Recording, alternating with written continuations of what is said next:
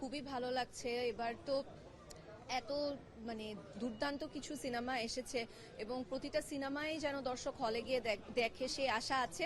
এবং খুবই ভালো লাগছে যে ঈদটা এখন অডিয়েন্স সিনেমা হলে গিয়ে উদযাপন করছে পরিবারের সাথে। সো ডেফিনেটলি খুবই ভালো একটা ফিলিং।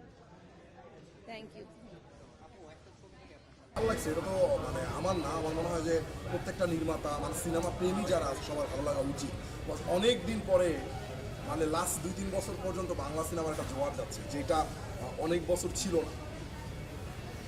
স্বাস্থ্যকর একটি প্রতিযোগিতার মধ্যে আছে, পারস্পরিক একটা সহাবস্থান চলছে, এটা আসলে কতদূর দিয়ে যাবে আপনাদের, কতটা আশা করেন? এইভাবে যদি স্বাস্থ্যকর প্রতিযোগিতা চলে তাহলে বাংলা ইন্ডাস্ট্রি একসময় 300 কোটি 400 কোটি সিনেমা বাজেট হবে।